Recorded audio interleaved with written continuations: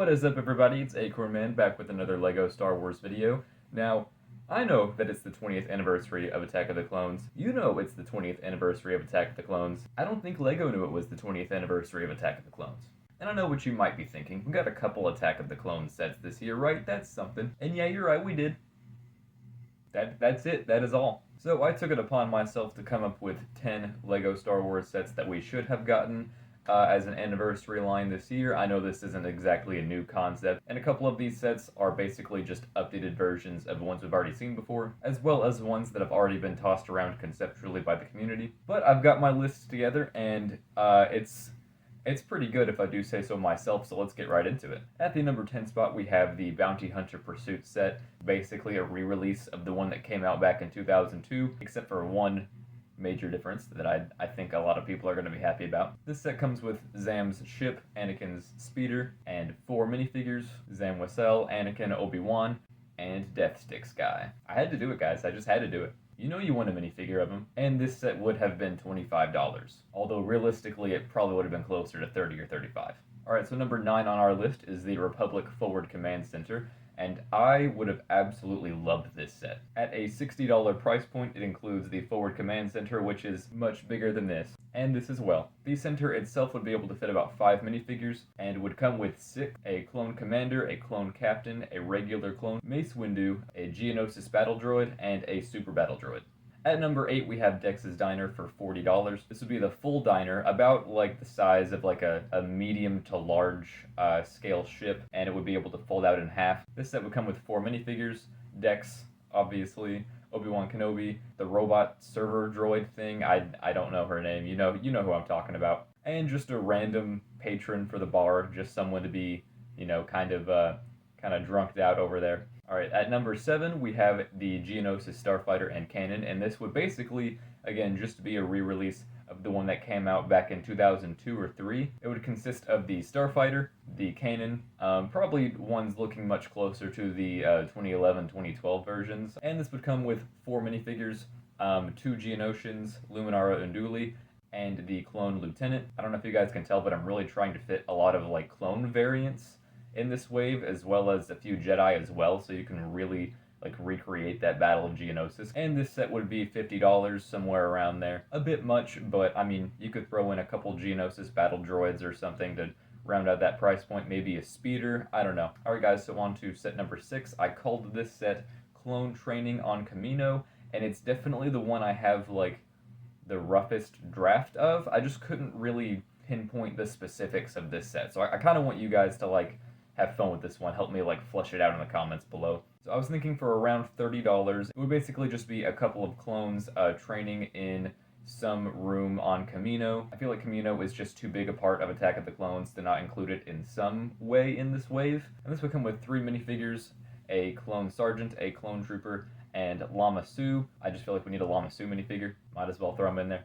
Like I said, I want to hear you guys' thoughts on this one. Alright, so on to set number 5. This one is also a tad weird, but I think it would work.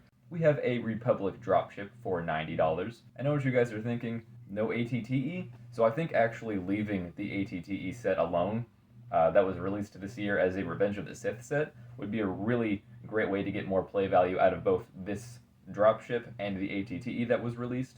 If you want to recreate the Battle of Geonosis, or you want to recreate a battle from Revenge of the Sith, you can get both of these sets and do either one of those, because you'll have both Phase 1 and Phase 2 minifigures. Speaking of which, this set would come with 4, and that would be a clone pilot, a clone trooper, Ki-Adi-Mundi, and a super battle droid. And as a bit of a small side build, this set would also include a Hailfire droid, just to round out your droid army a little bit more. That brings us on to set number 4, which is an updated Duel on Geonosis set. I also contemplated naming this set Dooku's Escape, and that is because it basically only includes Dooku's ship, as well as the pole thing that Yoda stops from falling on Anakin. So it would be a much more condensed set than the one that came out in 2013. It'd basically just be a platform with the pole and a very small landing area for Dooku's ship. And this would include 4 minifigures. I think it's pretty obvious who they would be: just Dooku, Yoda, Obi-Wan, and Anakin.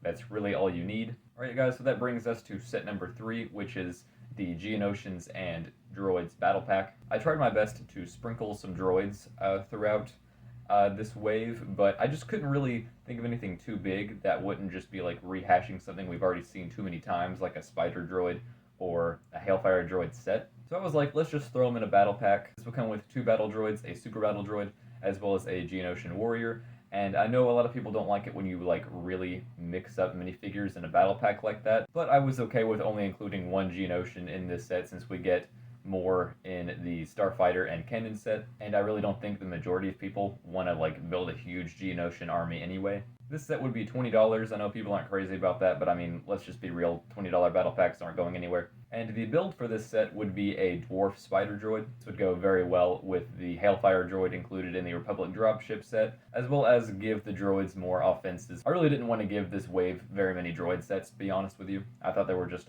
better things to focus on. Alright guys, so that brings us on to set number 2, the Geonosian Arena. And this set would be somewhere around $180 to $250, just depending on all that you wanted to include with it.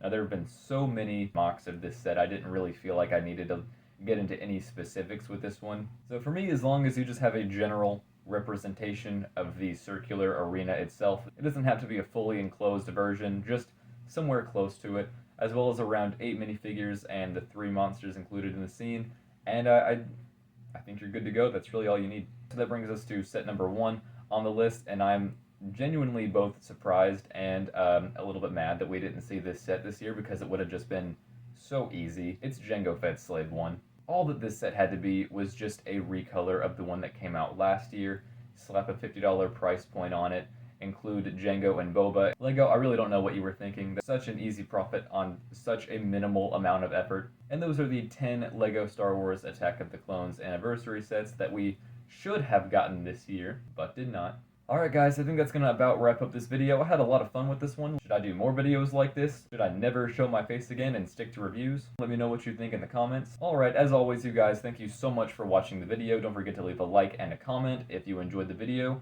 and subscribe to see more. And I will see you guys in the next one.